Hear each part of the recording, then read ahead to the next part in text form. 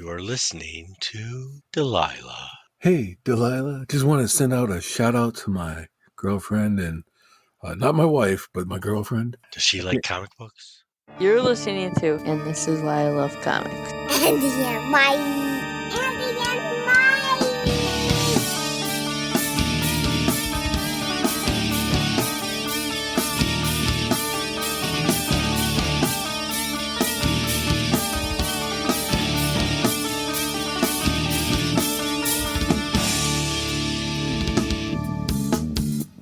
Please elaborate. And welcome to another episode of And This Is Why I Love Comics. I'm Andy.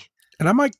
If this is your first episode, glad you're here. Join us for the conversation. You can email us and join us on the TikTok and Facebook and all that stuff. All the links will be in the show notes, and I'll repeat them at the end of the episode. But welcome.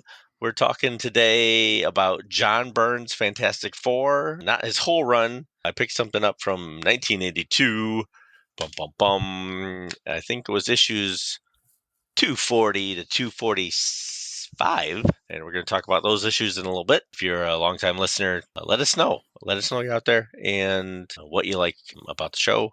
We have our artist brackets of madness, because I don't have another name for it yet, that we're going to do very shortly. And I think attached to this episode, you're going to hear who's judging. You don't even know who's all judging, do you, Mike? No, I know you said there were quite a few people, and then you kind of rattled off a couple of names, but it also insinuated there was a few unknowns in the mix. Yeah. So...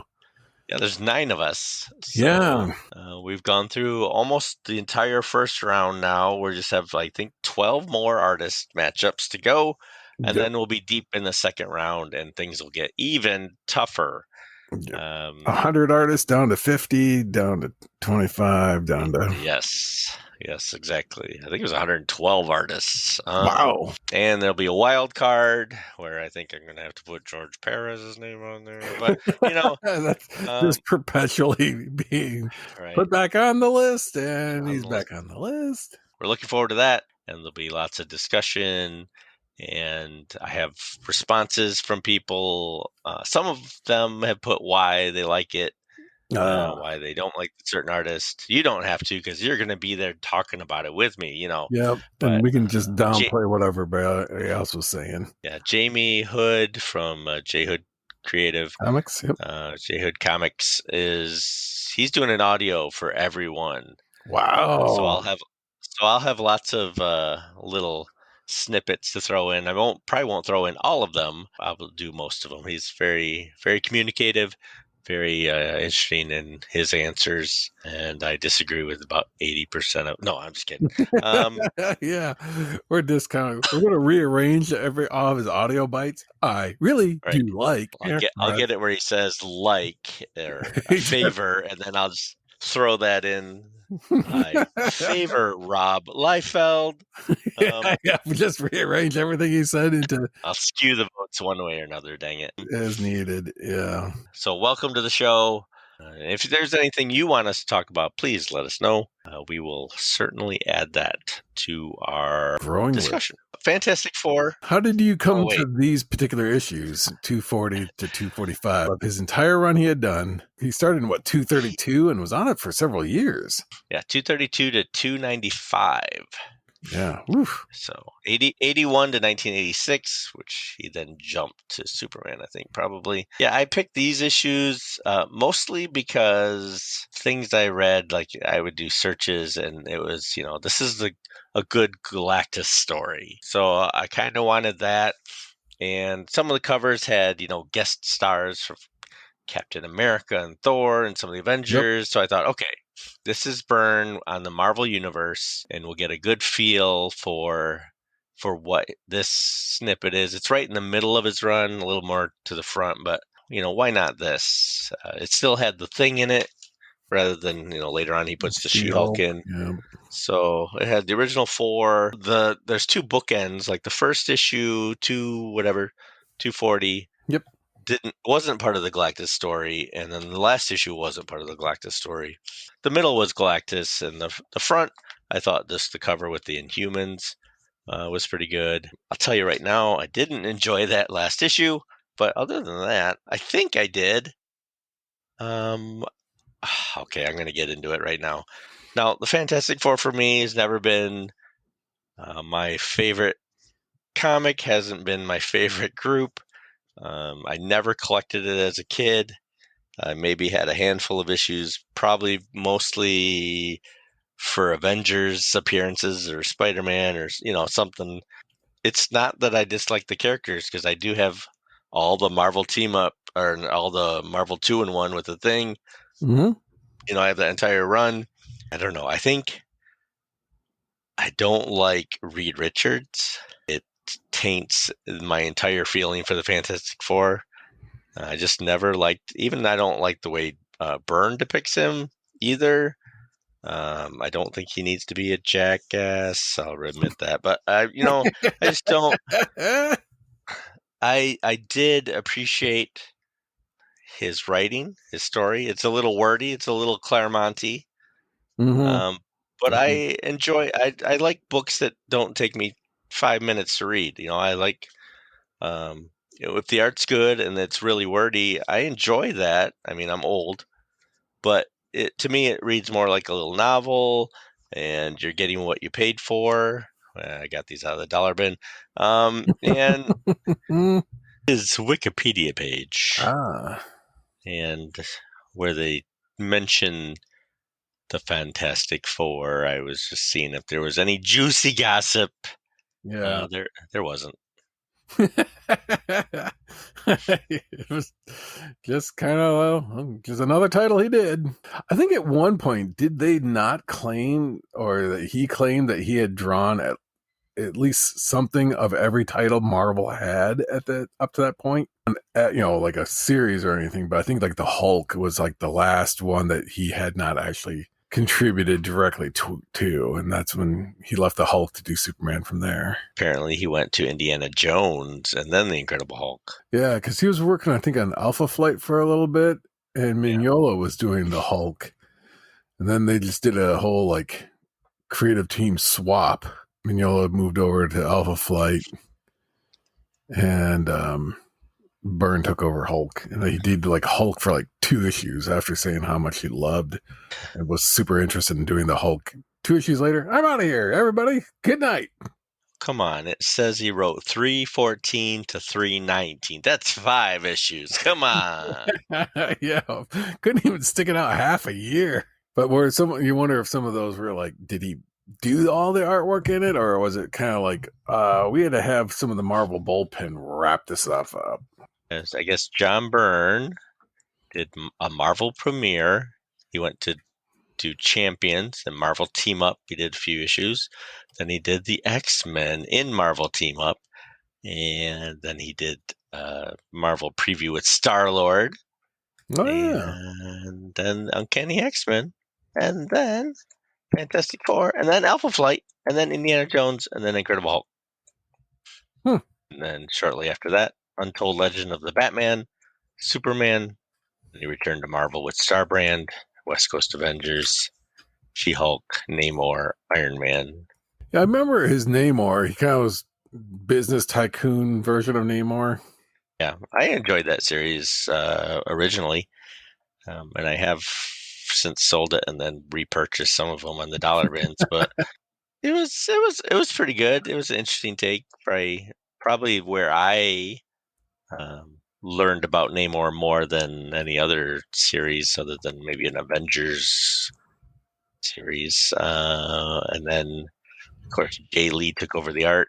And while the art was beautiful, I mean, John Byrne still wrote the story for a little bit.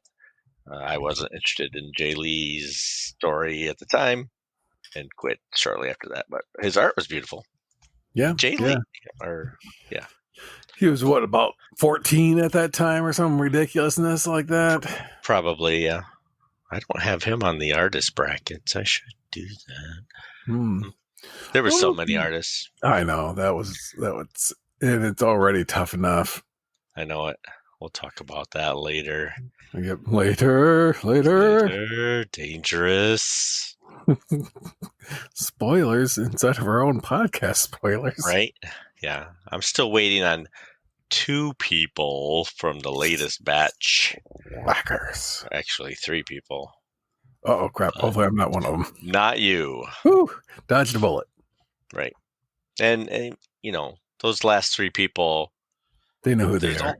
There's a couple of really close matches that need their votes to turn it one way or the other. Yep, So definitively one way or the other. You got to get 5 out of 9 votes to go on, and some of them are like 4 and 4 or 3 and 3. Needs a little, just a tip it over. Yeah. I didn't think I'd have to use a save so early, but people are disappointing me. Yeah. I will say that your favorite was really close. Yeah. Because he was paired up with another favorite. I was like, dang it, dude. Yeah, I'm not sure he's going to make it first round. It's like, apparently he got smacked in the face with another artist that people like better. I mean, that's impossible, right? Yeah. Well, I mean, it's like you may win the popular vote, but you didn't win the election. Right, yeah, exactly. What did you think of John Byrne taking over Superman? I actually was really excited because up to that point, DC as a whole did not have any like amazing books outside of really the Titans, because Perez had been working on that, but not for very long, I don't think, before Crisis. And then this is right after Crisis. They did the Superman relaunch. Yeah, actually Perez and Wolfman started it in 80. So it was a good 5 years of Titans before. Wow. So I was way off. They were in the Baxter run by that time, like issue 12 or 13, before Crisis hit. So they've done at least 60 issues. Yeah. Okay. Well, shows you how much I know about the DC. So, but it does actually, again, continue to explain why I was excited, because, like, when you think about the DC style versus a Marvel style, Marvel had a more dramatic and dynamic approach to their comics, and then you had Kurt Swan, dramatically the opposite. I mean, like, unbelievably the opposite. Kurt Swan, nothing terrible about his work. It was very milquetoast and serviceable. You never really looked at Kurt Swan for high stake adventures. You looked at it as being like, this is a very serviceable Superman story. And so when they mentioned that Byrne was going over there, you're thinking like, wow, this is going to energize DC Comics and the Superman property. And they were going to start all over and do away with a lot of the more nonsensical stuff. And it's like, oh, like, all the, hundreds of powers and him being so strong, and that, like, he could link planets together and tow them, that strong of a Superman, and depower him so that, Flash could stand alone as the fastest man alive. But Superman was still pretty fast. He was just not up to the Flash's speed. So a lot of that I thought worked really well with Byrne moving over. When he did move over, I will say I picked up the Man of Steel, that 6-issue series, and I picked up the World of Krypton,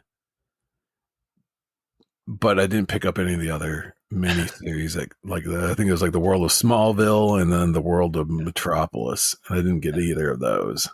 Yeah, I got all those. I think actually the World of Smallville, I think I only picked that up like in the last couple of years. But I did get the Metropolis and the Man of Steel miniseries. I'm pretty sure I have that Man of Steel miniseries signed by Byrne. Oh, okay. I might as well. I'm trying to think if I got, like, what cover did you get? Because this was one of my first times I encountered variant covers. Because I remember one that was like a silver ink applied to the cover for the Yeah. Man of Steel miniseries, Yeah, that's the one I got. where it's like his shirt's opening or something like that. Yep. And then there was another one that was like more in keeping with the aesthetic of the cover designs for the remainder of that series. Mm-hmm. So I was like, oh, I had never seen variants, I don't think, or recognized that there was a variant up to that point. Because I had not been really collecting comics. It was kind of more of a hit or miss if I just came across something at that point. So I wasn't really paying too much attention. But then I did like, and I still feel to this day, and I know we've hit it up on several podcasts prior, but it was like the separation in the book, the intent of the book that they came out with. So like Superman, the comic, was Byrne's take on Superman. Then there was the Adventures of Superman, and that was, I think, Jerry Ordway was doing the art on that. And then that was just kind of like different adventures, but I don't think it had a whole lot of direct connection. But more dramatically was Action Comics as being the team up book. Yep. And that it was Superman with another group of people or another hero. And it's like, you want a solo adventure? Superman. You want Superman with somebody that you may or may not know from the DC universe? Get introduced to some other characters? Then take Action Comics. And I thought that was brilliant because it gave purpose to all these different titles, and not, like if you look at Batman, it's like, what's the difference between Batman, Detective, Batman and Robin, Batman, whatever, Batman on the toilet, Batman, whatever, how many other titles they've got for Batman. It's like, you couldn't tell, why does this title exist versus this title? And well, except for the toilet one. The toilet one, yeah. Yeah. Little light rating. Yeah. Hopefully you're able to complete the issue in under 5 minutes. Yeah. Or not. I don't know. Yeah. I'm not gonna judge. Yeah, if you gotta stomp your foot in the middle of reading. Who does number 2 work for? Yeah, I mean, back then, and even now, Superman's my favorite character other than Dr. Fate. So back then, I had a scattering of Superman titles, but most of my Superman was in Justice League of America, and I wasn't following religiously the original Action and the original Superman titles. I have a lot, don't worry. But, but when Byrne got on the title, even pre-internet, I'm thinking, wow, this is going to be great. And I mean, back then I also loved the Crisis on Infinite Earths that I hate now, but I didn't know what they were planning, but I heard rumors and all that stuff, through the letters of people, and nothing DC didn't want you to know, because they didn't publish them. So but I heard good things, and so I jumped on board. And he didn't stay very long. He stayed, I think, a year and a half on those titles. And Action became Action Comics Weekly after he left, and became something else. But for his run and the way he created the mythos again of Superman and what they removed, other than the way they treated the Legion of Superheroes, I thought they were pretty much on track. And I still think that should be the standard people go back to. Is this is where he grew up, and this is how he should act, and this is Clark Kent, and all that, and these are the side characters. So I think they did a lot of it right, and then they allowed growth and used old storylines from the Silver Age in a new way, or just recreated it so it made a little more sense and wasn't quite as wonky as the Silver Age was known to be. So I mean, they treated it with respect. Certainly with Byrne, he loves that old stuff, so you knew he was going to try and make this as good as he can. He was also getting mandated by DC to do certain things like remove. Well, I haven't reread it in years, so I don't know if it'll hold up. It'd be interesting if we do a Man of Steel Byrne later in the year, whether it does or not. I even liked his Wonder Woman. The things he did at DC were pretty good. Some of it was really imaginary, like his Superman, Batman throughout the ages, like his timeline. Generations. Yeah, I have some of that. And while a lot of it doesn't make sense, they're just interesting to look at in story wise. And, I've always liked him as a creator. I've heard mixed feelings about him as a person, but I don't care. I really don't. Yeah, you're not having dinner with him. You're just right. reading his comics that he's produced. Right. Judging him based on his comic book stuff. I put him a little below George Perez, but you gotta have your. Yeah, you gotta be true. You gotta be true to your school. That's right. Be true to your artist of choice. He's no Darwin Cook, but No. I appreciated that he tried to rationalize a lot of Superman and kind of lock it in a little bit. Like, there was a sequence with him trying to figure out, like, I don't know what a normal person with my physique would lift. So he bought some weights just for display to kind of explain why he's still, even as Clark Kent, fairly well toned. Right. Yeah. Yeah. And it's like, that was, was it important to have in there? Or was there a reason for him to have like 4 panels to explain that away? Not really, but at least a little nod towards like trying to find the humanity in Superman and trying to, like, his struggle is not just like what we would normally struggle with, but it's like even something as ridiculous as, like, how do I convince people that I'm fit because I exercise as opposed to I'm fit because of the solar radiation I'm absorbing. I thought that was good. I also liked, that some of the stuff kind of was done away with, like, where they had his hair holding up all this weight as a museum piece.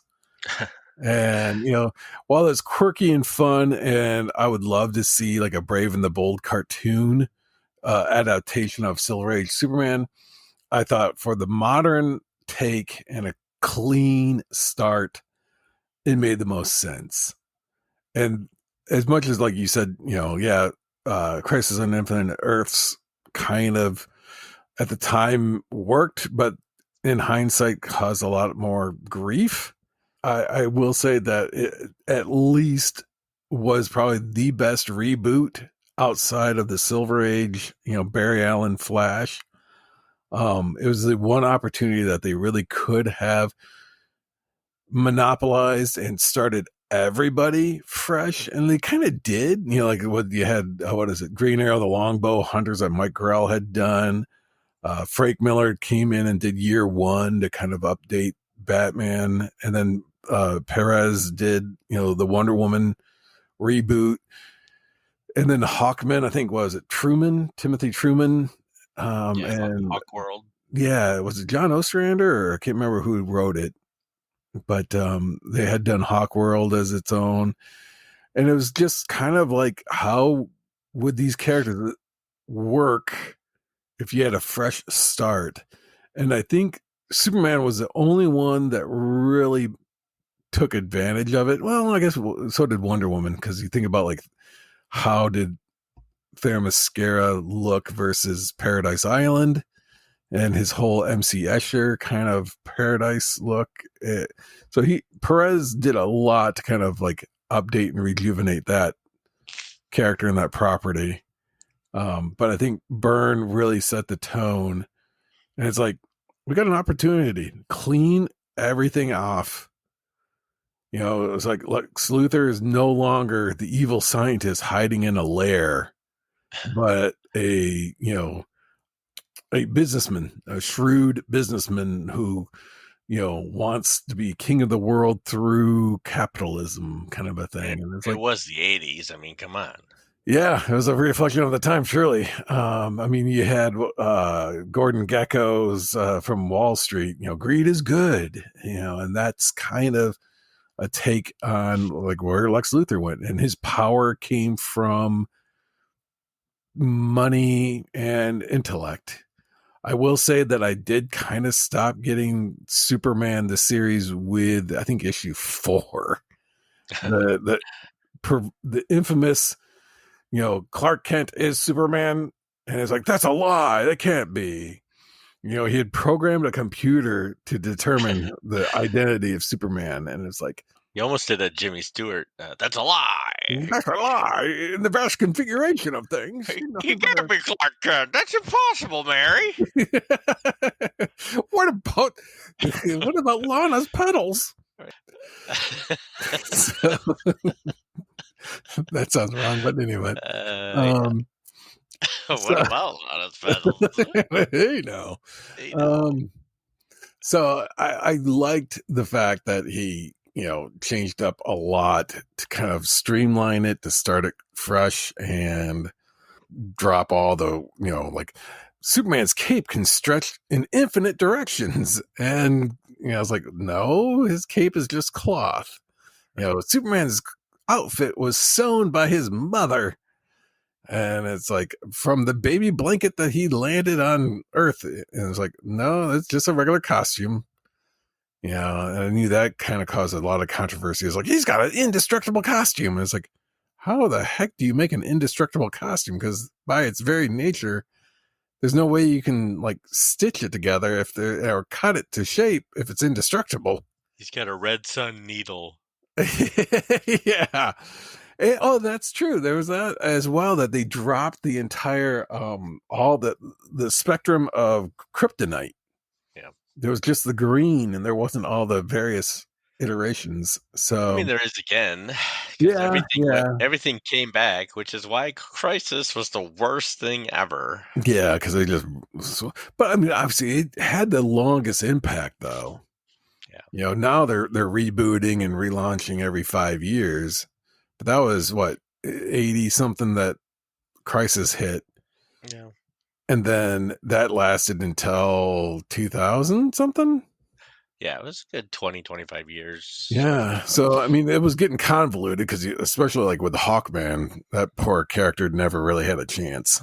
Although I will say that Jeff Johns hit upon Hawkman with his reincarnated soul, and that worked. Like if you didn't screw that up with his series, it seemed to make sense, and the stories were really good, and but then of course they had to screw it up some more and make it even worse with some rewrites later on with, oh no, that's not his origin, this is his origin. It's like, oh, you just screwed it up again. You just did it again. You just rewrote it. It's one of those things where it's like, if you don't know what to do with the character, if it's already been established, like, leave it alone and just know that's what you're walking into. Don't try to put your stamp on the character just because you're like, well, unless you've got a real good reason for it. And it's been kind of, tested out, but it just seemed like they were just winging it, no pun intended. But every time they would do another Hawkman, it's like, oh crap, here we go again. Do you feel, speaking of Hawkman, do you feel that there are characters that justify having their own title versus being just part of a team book or making guest appearances? There's characters that should have their own title, and then there's lots of characters that shouldn't. So, if you do a miniseries and it's like, you should always test the waters first.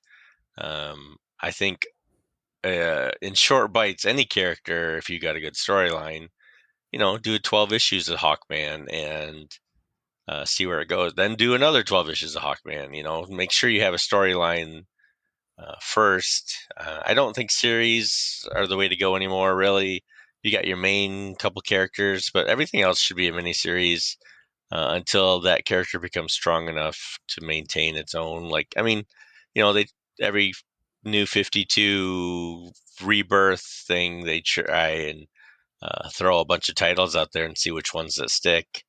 Cyborg, I think, never really should have his own series, but they can keep trying. I don't think any of the Titans alone, Starfire shouldn't have her own series. It's not, give her 6 issues and then give her another 6 issues. But well, that's what I liked about, like, didn't the Titans have like the Teen Titans Spotlight or something like that?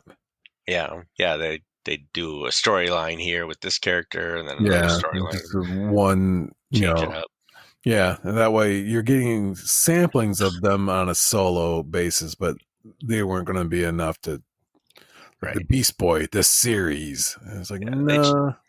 They try too hard on making these characters popular, but they're not popular. They want to hype it up and stuff like that. It just doesn't. It doesn't resonate with most of the audience. Maybe that's changed a little bit. I don't know what a new reader would think of that, but it's just, there's certain titles, and I know anthology books don't sell that greatest, but if you have 4 8-pagers, and one of them is Blue Beetle, and another one is Firestorm, then you can have a little story and maybe throw hints at what you do in a larger book and just see if people respond to it. If not, then you have that story and you can move on to something else. You're not dooming yourself by painting yourself into a corner to have 12 issues and have the series canceled prematurely, and it's like, oops. Right. Whereas if you just said, because I know, what was it, like Marvel Comics Presents, I think was theirs, and Dark Horse Presents. Yeah. And then DC had Showcase or something like that. Showcase and Adventure and World's Finest originally for a while had 8-pagers. And yeah. And there was always like a backup story. So if you like Dr. Fate, read the Flash comic book and Dr. Fate would be in the back of it. Yeah, and Firestorm would be there too. Yeah, that's how Firestorm got popular enough to get his own book. Yeah, and then just test the waters. Like you said, it makes a lot more sense than just diving in, because, like, really, Blue Devil had, I don't know how many issues that character had, but it's like, if there is such a thing as a quarter bin, that entire series is in it. He had at least 30 issues because Matt 10.0 gave me 30 issues of Blue Devil. Blue Devil? Yeah, well, here you go. Yeah, there you go. I'm like, okay, cool. Because I had a couple issues, but he dumped a whole bunch on me, and it's like, okay, yeah, this is good. Yeah, man, I just. It's a character that just didn't look like it even fit in DC. It's like, why did you think this was going to work, let alone, but 30, that's, nearly 3 years before they realized this was a bad character, a bad idea. Yeah, I think they went on a little longer than that even. But maybe that was just because it was like the 90s and that was the comic boom. And anything that was being printed was going to be considered like, buy it now for an investment in your child's future. You too can be a millionaire. Yep. Buy this Death of Superman comic and you'll be able to retire on it, the proceeds from this one book in 10 years. I bought 10 copies hoping to take my kids through college.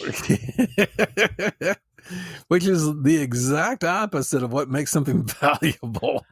If everybody's got it, it ain't worth jack. I would not have thought, like, during Byrne's approach to Superman, that there would have been any time that a death of Superman would have been how you would bring interest back in the character. It's like, we got to kill him off. Otherwise, no one, we just don't have any interest in Superman unless he's dead. Right. The joke about you don't know what you got until it's gone. And it's like, well, You didn't appreciate Superman when he was alive. Now you appreciate him when he's dead? That doesn't make any sense. Why are you complaining about it now? The great thing about the death of Superman was, what are they going to do to bring him back? And that was half the mystery, too. I was buying all those issues anyway. So for me, I'll just keep buying them. And, they had the 4 Supermen show up. And which one's the real one? Oh, it turns out, spoiler alert, it wasn't any of them. But, yeah, we were played. Suckers. But I enjoyed that at the time. I'm not sure it holds up. According to producer Tony, it doesn't. But, I would try reading that one, too. That's another one maybe an event that we should read. Yeah. I'm trying to think. I mean, I got the entire Doomsday run because I was just kind of like, okay, this character's been around for how long? And outside of what Alan Moore did right before Byrne came on board of Whatever Happened to the Man of Tomorrow, the death of a Superman was never really like presented. And then it's like, oh, we got this, like, it's going to be a 10 comic or whatever it was, a year-long event leading up to his, and it's like, you've got me, the morbid curiosity. It's like, I'm going to slow down as I'm rubbernecking on the side of the road. It's like, looks like there's an accident up ahead. I wonder what's going on. And so you just kind of, lean your head out the window and watch Doomsday walk across the United States to destroy Superman. What a dumb. I mean, he kicks Booster Gold's butt, so that was a good thing. Yeah, didn't he also like destroy like Hal Jordan's Coast City or something like that? I can't remember how that worked out. I mean, that was related, I think, but yeah, I'm not sure. They were changing all those characters in the 90s, Yeah, everyone had to update. Just like they did recently with all the characters, let's replace them with their children. Yeah, Future State or whatever that was called. Yeah. Oh, they're back. Yep, that didn't do well. So back to the basics. Yep. Yeah. They'll never learn, Mike. They'll never learn. Yeah. Tell me again, Sam. I should. Next time, I'll believe it.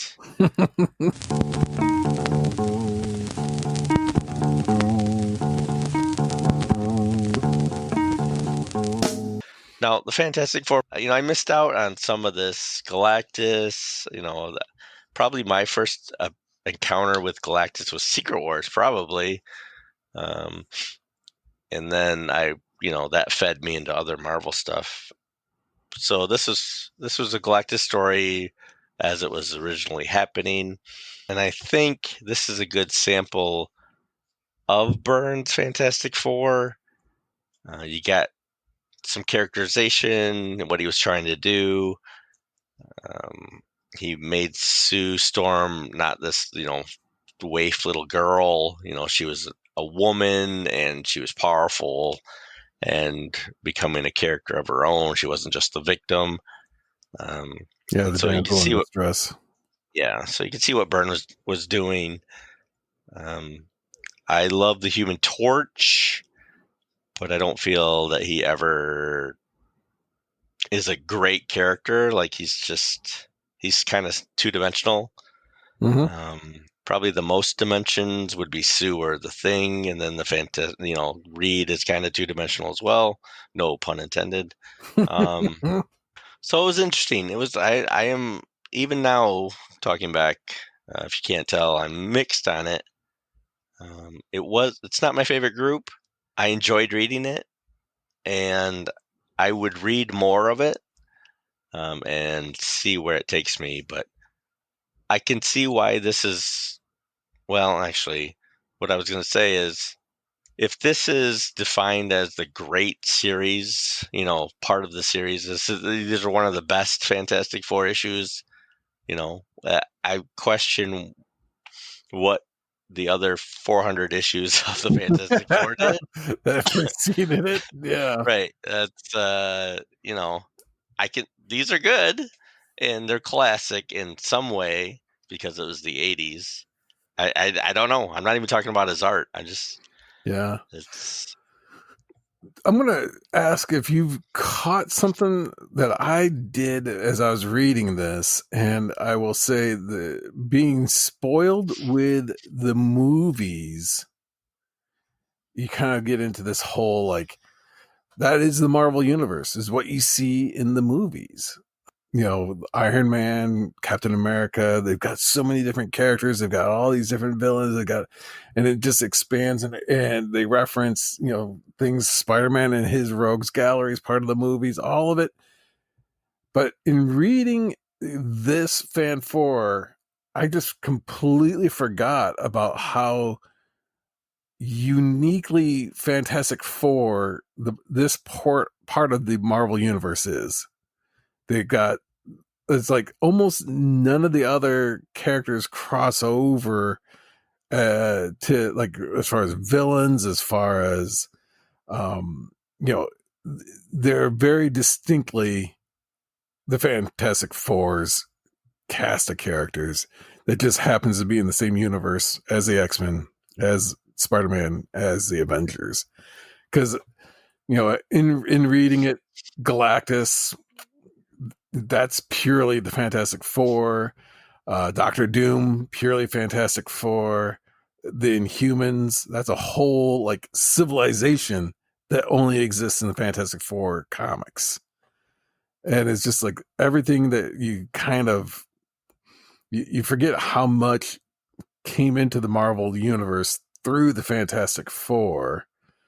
You know, all the Heralds of Galactus, Puppet Master, Mole Man, the list goes on. Now, not all of them were obviously in this short amount of books, but that we read. But it's just like they got their own like sub universe of characters. You know, the Negative Zone, that's purely Fantastic Four, and not all that goes along with that.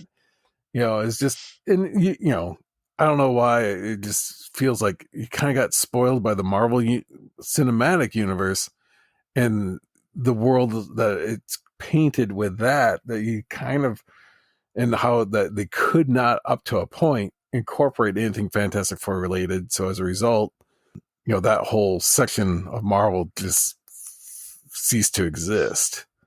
Right. And kind of read these books and having like, you kind of like, oh, that's right. Those characters are part of Marvel. Oh, that's right. That's part of Marvel. Oh, that's true. They could have incorporated that into Marvel.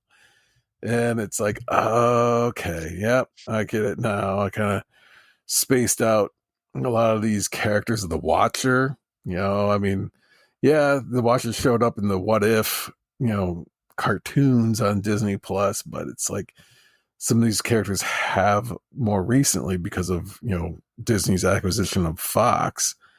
But it's like, man, I kind of forgot how much of a, you know, distinctly Fan 4 did they expand the Marvel universe through just the Fan 4. Right. And its related characters. I did have a really good friend a long time ago who pointed something out that is ridiculous. I don't know. It's almost to the point where it's like, is this like a legit stand-up routine? Because it's like, oh my gosh, this is brilliant. But it's like, okay, there's a guy who catches on fire. So we're going to call him the Human Torch. Makes sense. There's a woman who can turn invisible. So we're going to call her the Invisible Woman. And then the Thing is just like, well, we don't know what it is. It's just a thing, which makes sense. But Reed Richards is so egotistical that he's not going to be called Mr. Stretchy Guy. He's going to be called Mr. Fantastic. And it's like, that dude has got an ego on him that he's like going, the rest of you are identified by your powers. My name, I'm just going to say I'm just the best in the world, so I'm fantastic. Well, they don't want to be called the Stretchy Four. But it's like, he's the only one that doesn't have that kind of like, to kind of bring some of the stuff back to Byrne's artwork in this. I appreciated a lot of like Byrne's technological noodling. Like whenever he wanted to draw machinery, it was just a bunch of horizontal lines with tiny little vertical lines to help break it up. And it's like, it looks like it's real tech. It's not quite the Kirby, like where things are close, just though. giant shapes, but it's like, there's a lot of just, I want to put some horizontal lines, vertical lines, and break that up into little segments so it looks as if it's tech. So I thought that was kind of cool. But then, there are some like where it has smacks, like the Galactus defibrillator, more or less, had some feel of Galactus or of Kirby design, but Byrne trying to rationalize as Galactus gets more and more deprived of food, let's say, or consumption, he gets smaller. So as he's using his own energies, he's not as big, which would explain why each artist can draw him at a different size. It just means that he's a different level of hunger. Some of his art, we're going to go to John Byrne's art. I appreciated his art more than I remembered. Like you said, some of his backgrounds, some of his machinery, but he can draw interesting panels, make it unique and very storyteller oriented. Like he's a good storyteller. He can move the story along through panels and visually, not too many wasted spaces or panels. He's pretty good. I hear he might go somewhere. he's got some potential to become something. Yeah, in the comic industry.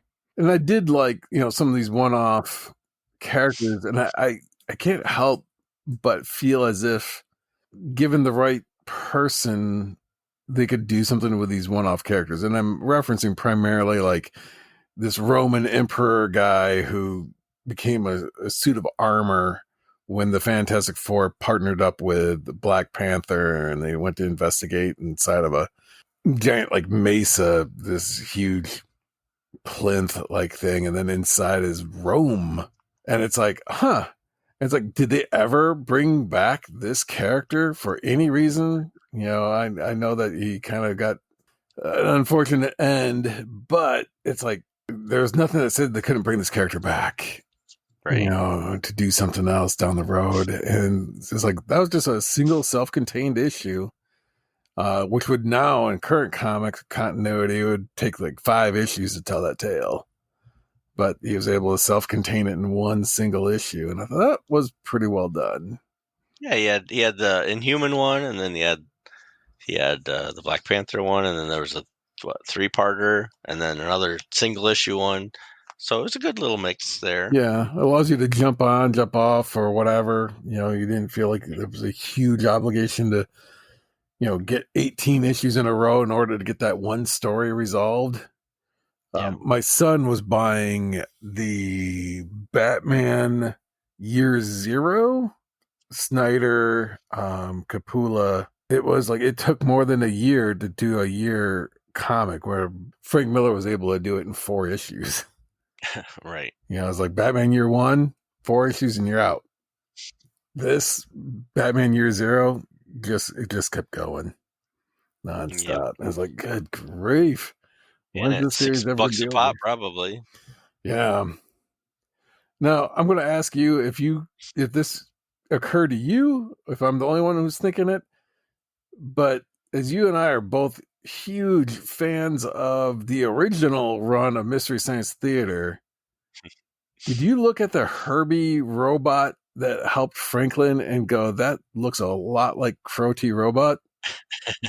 Yeah, I saw the similarities. Obviously, Herbie was created first, but yeah, so it was just kind of like, this looks like that guy. It's just, it's just one of those coincidental things. But I thought, dang it, that looks like Crow T Robot.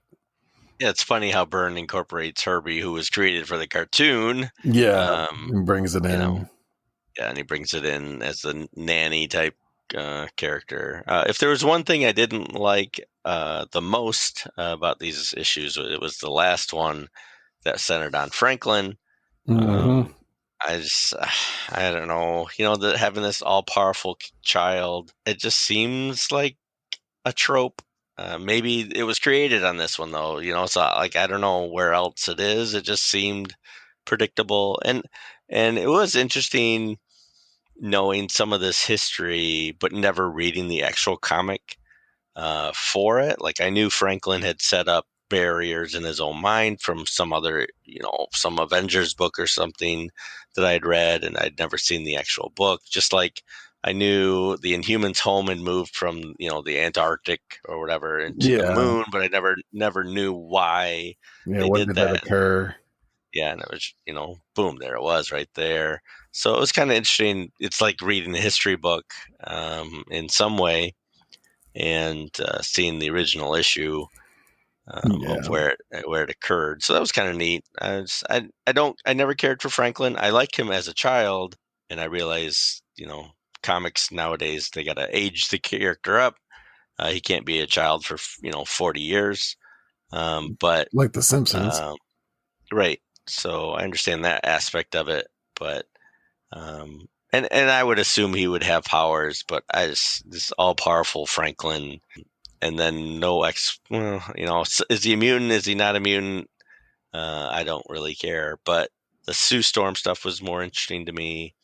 I don't know why they don't just give Reed Richards water powers and not have him stretch at all, because it's goofy. It's a goofy power, and it won't work on the big screen. Just give him water powers, because they're all elemental type archetypes anyway. So what does work though is that his stretchiness could be used to explain that. I think some people have done this already or claimed it, but that it allowed him to stretch his brain and get smarter that way as well. He's been able to control that power to that level to increase the surface space on his brain, which then increases cognitive thinking and so forth. So some benefit to stretchiness, but let's be honest though, it's the only way. By having stretchy powers, it's the only way you could keep Sue Storm, that's the only the supermodel that is Sue Storm happy, right? That's the only way he could have done it. Yeah, and his sparkling personality, that's for certain. A family, I do appreciate the concept of like a family of superheroes and the dynamic that comes with that. It's not just like we happen to be heroes and we fight for the side of good, and so that's why we join together. It's like, what? That doesn't make any sense. Why would Batman partner up with Superman? Because they have such distinctly different approaches to how to handle crime or, evil doers. But then also, they're at remarkably different power levels. Superman is like working against Darkseid, and Batman's like, I'm having a hard time with the Joker. And so it's like, it just doesn't make sense that they would be partnered together like that. Whereas this is like, we're family. We can't, no matter what, we really can't escape it. We are, kind of trapped here as, and then that adds a very distinctly dynamic to to the group. It's one of those where if you've ever played role-playing games, we all know that why would these adventurers be together? This guy's an assassin. This guy's a paladin. This is an evil wizard. And it's like, and I would say that the paladin would try to kill the evil wizard and vice versa. But no, you're on an adventure together. And it's like, that doesn't make sense. Whereas here, the family comes first. The adventure, it comes after that. Very true. I did notice on the cover, Terry Austin, friend of the show, he is listed as inker on the covers, but not on the inside. So he must not have done the interiors yet with him. Yeah, because I mean, you look at it, and it's like Byrne has story and art, and it becomes a little bit more evident as you're looking through future issues that more and more of the panels are devoid of backgrounds.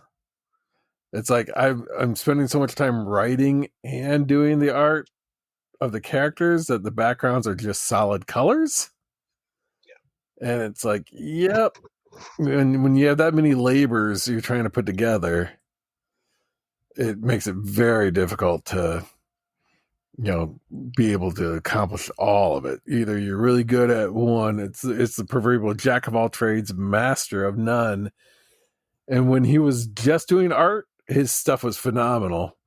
But he's had to make some shortcuts and some cutting some corners here or there when he's doing the art and the writing of the story. I was like, you're no Jack Kirby, Kirby was able to do a lot of things, and he had his style really super well defined. He was able to do all, the art and editing and writing and everything that Kirby was doing over like with the DC.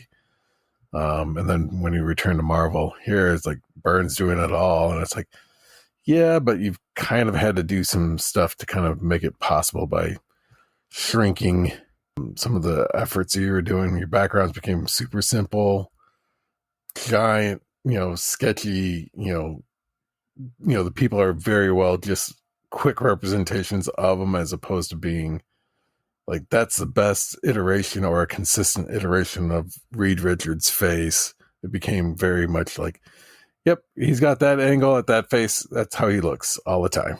It's like, I'm only going to show him from one angle so as not to confuse matters. And that was where I think the joke of, which character is this? Is this, Johnny Storm? Is this Steve Rogers? Is this Hank Pym? Is this, and it's like, it's all the same face that Byrne had drawn. Yeah. And it's like, you could not tell, there wasn't any distinguishing separation between the characters. It was like the same muscle memory to draw this character just to help make it quicker to get the stories out. I really enjoyed these more than I thought I would. Like you, I was, I'm not a big Fantastic Four fan. I kind of like more of the secondary characters that the Fantastic Four have. I prefer like the Inhumans more than the Fantastic Four. I prefer Galactus a lot more than the Fantastic Four. But you kind of have to have the Fantastic Four in order to have those other characters. And so for that, I'm like, well, okay. Yep, that makes sense. And I did like that, with the exception of Johnny Storm, everybody kind of had their little breakout moments in this, even in these 6 issues. Frankie Ray even. Yeah, and I will say that was probably, as much as I like a good Galactus story, it was probably the weakest reason to have a Galactus story, because it was like, so yeah. Galactus makes a herald. The herald rebels, and while it makes sense for the herald to find somebody who's defeated Galactus in the past to see if they could defeat him again, that's all well and good. But then if Galactus made you as a herald, why would you try to go toe to toe with Galactus? It's like, it just doesn't make sense for that to happen. It's like, yeah, he's going to go punch Galactus with, Terex the Terrible or whatever his name was, but it was Terex. And he thought he could go against it. It's like, the dude could turn on and off your powers. Why would you think you should be able to take him out? So that didn't make a whole lot of sense. And then it was like, well, if he didn't come up to your liking, maybe there's somebody else that could. And then Frankie Ray, just for almost no reason and very little like prelude that would make it any sense, just said, I'll be a herald.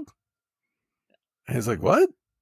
What? Like, there was like 2 panels where she's like going, Galactus. And it was supposed to be some sort of like weird vision or premonition that she was having about Galactus.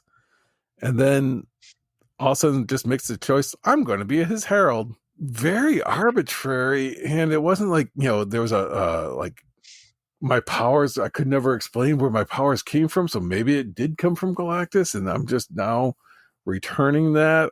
Silver Surfer, which she references, sacrificed himself as a noble deed to become the herald of Galactus. And it was just like, I'm making this sacrifice for my planet.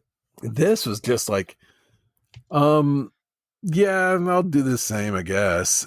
And it just seemed like so anticlimactic as far as like a herald coming into existence. Yeah, it was pretty anticlimactic. I think, she just wanted some freedom to be her own, and John Byrne wanted to get rid of the character, I think. But I could do it. Yeah.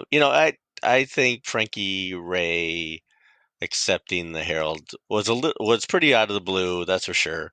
But it was kind of neat how she just you could kind of get the feeling that she just wanted some freedom, and it's like the Green Lantern Corps. The more Green Lanterns that are around, the less important each one is. Yeah. And so you're adding another herald, and I understand these are over decades.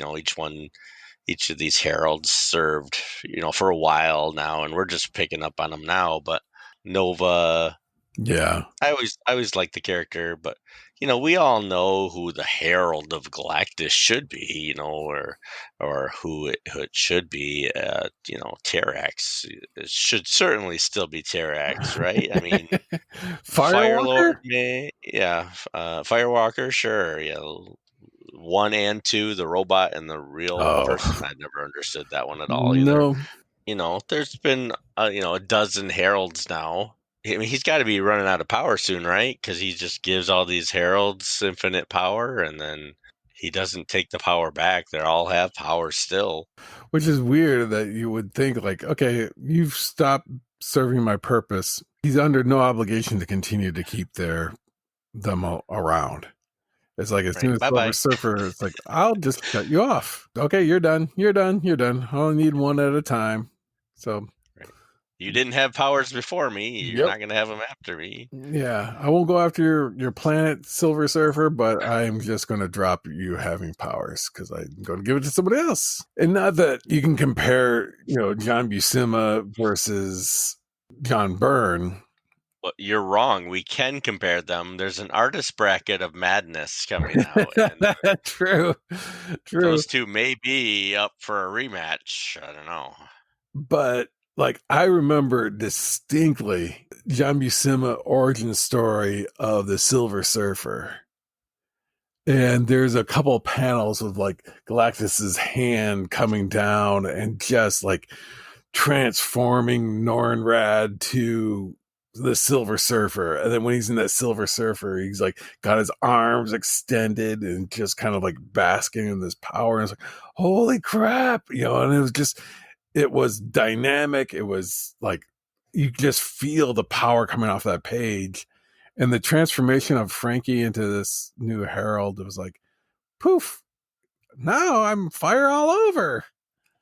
And it's oh, that's it? Okay, I guess. And she was done.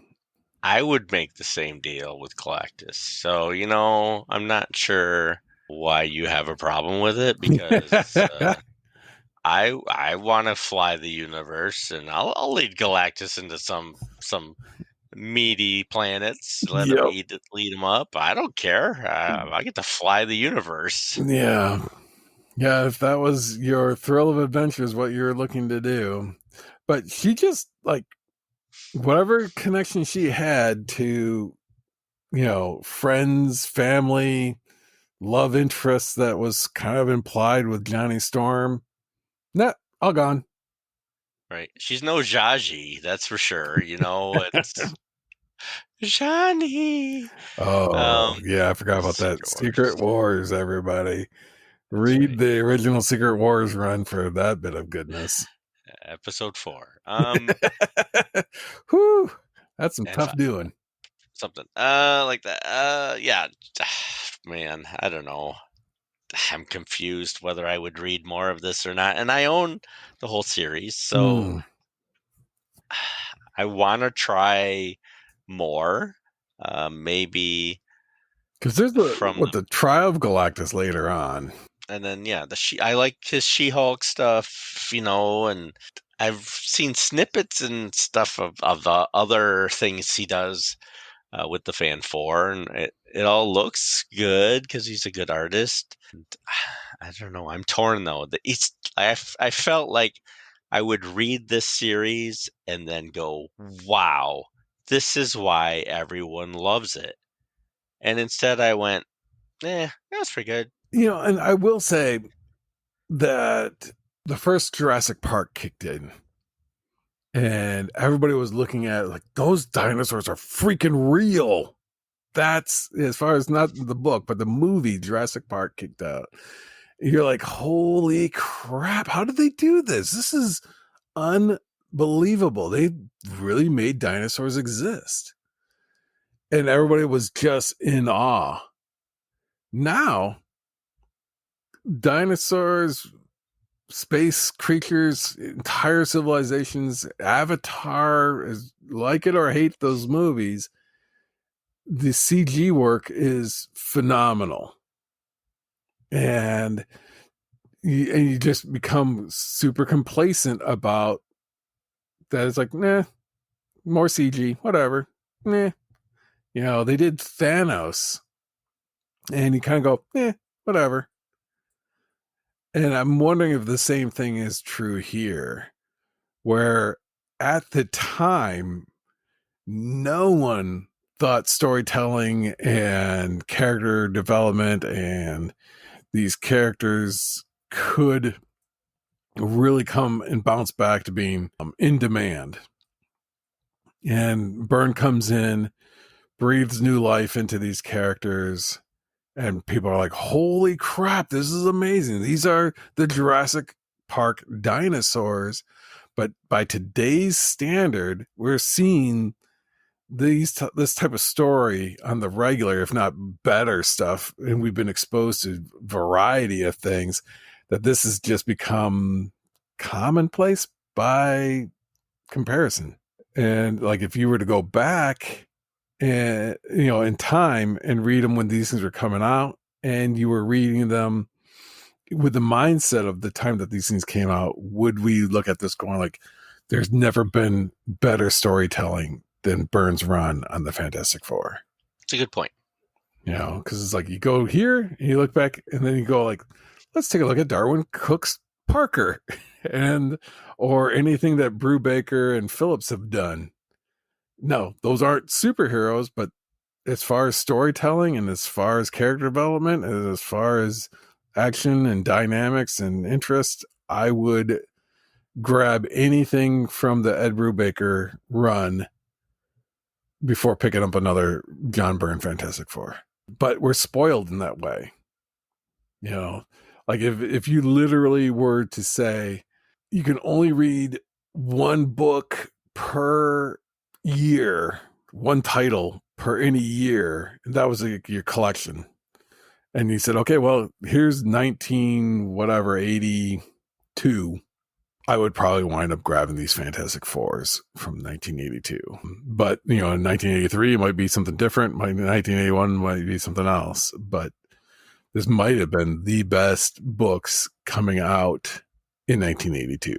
New Teen Titans. True. True. But you see what I'm saying, though, is just that. Yep, I do. If you were to go back and say, like, what's the best book in 1962? What's the best book in 1972? You pick different books, and you just have to go like, well, that's the best that was offered at that time. I'll be curious when we start our New Teen Titans series read. Yeah, and we start from issue 1. Whether it holds up at all, because I've only read them probably once. I've never read them. And you've never read them. Yeah. Don't get me wrong, there's a few issues that I've read more than once, but those beginning ones, that first year of the New Teen Titans, I didn't own for a while. I started issue 13 or something like that. So even back then, those issues were expensive once they got hot. Yeah. So I actually bought some of the first 10 at a flea market from a vendor who didn't know what he had. So so lucky me, but it took me a while to read those first ones, and I probably haven't gone back to read them again. So I'll be curious whether I go, they were just okay, because I know later in the series it's great, but those first issues, Yeah, were they great? getting there. Well, it's like Star Trek's Next Generation. If Will Riker doesn't have the beard, it's like, oof, these are really rough. I feel Right. Yeah. great joy. Thanks, counselor. And it's like, this is absolutely terrible. But, then by season 3, they introduced the Borg and things really kind of ramp up. Yeah. Well, even later episodes, any episode that had Deanna Troy's mother in it, Ooh. I skipped. Like, it's just, Yep. Keep nope. on moving. Gonna watch something else. Right. I did, a couple years ago, I did a full watch through of the Next Generation. Oof. And every episode, boom. Oh, her mother's on. I know it's going to suck. So moving into the next. I didn't even bother. And, but she was Roddenberry's wife or something like that, that actress? Yeah. Yeah. And the voice of the computer. And so, I mean, she was deeply connected to Star Trek, even though that character was just terrible. Yeah. I mean, it's not her fault she's connected to the worst character on the ship, some of these things, it takes a little while to kind of ramp up the speed, find their footing. Well, one of the classic looks was the Tomb of Dracula.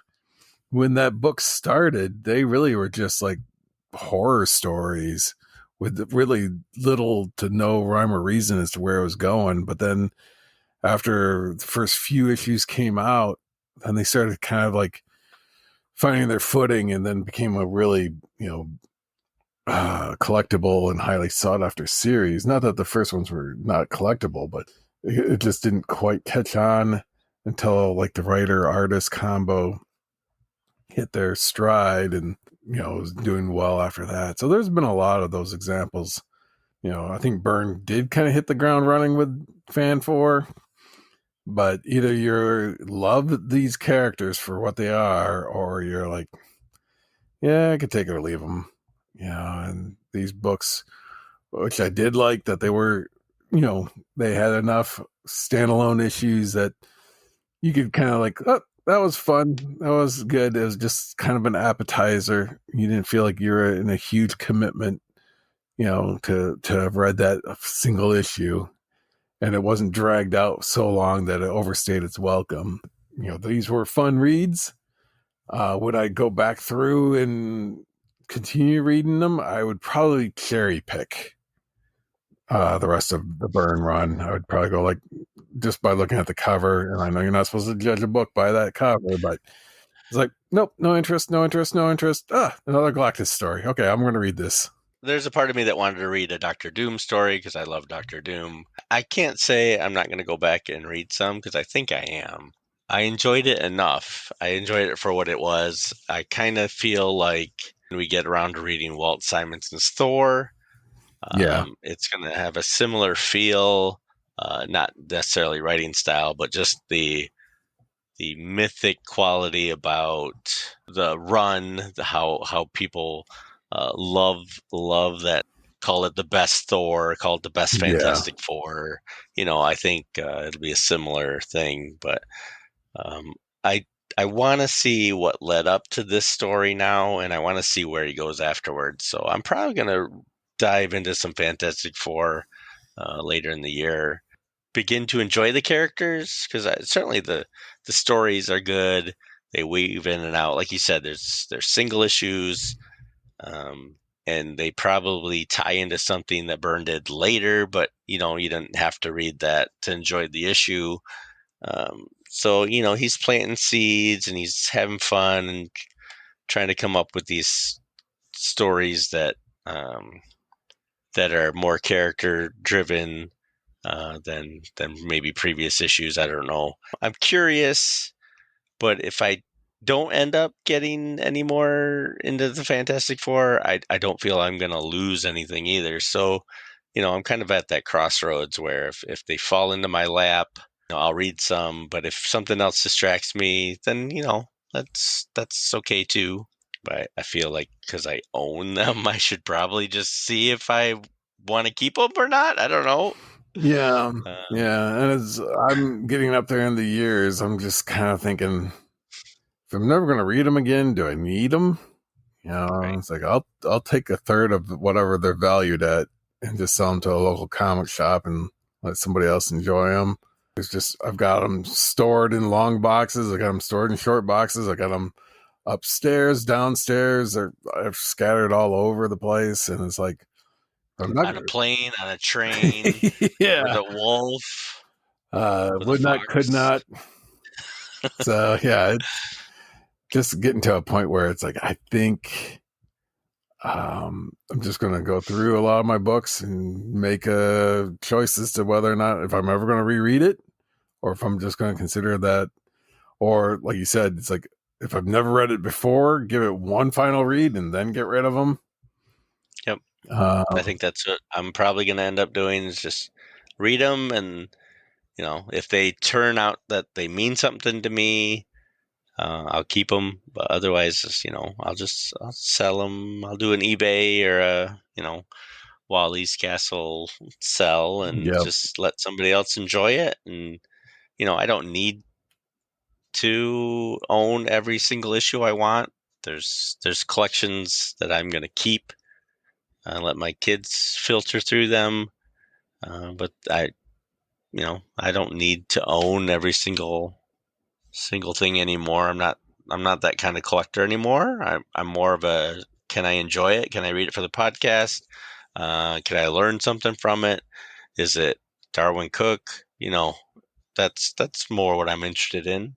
I will always have a very fondness for the superheroes and the spandex clad, but stories as of late, it's been the non superheroes that I've been like, ooh, this is more engaging because I think it's just a different type of story that we've not necessarily, what I've seen a million times before. And I think a lot of it does have to do with we've all encountered superheroics our entire lives. Not that there's a point where it's like, yeah, I've seen enough, but it's just we kind of have read enough superheroes that we know what's going on, where we haven't read enough non-superheroes that that's all fresh and new to us.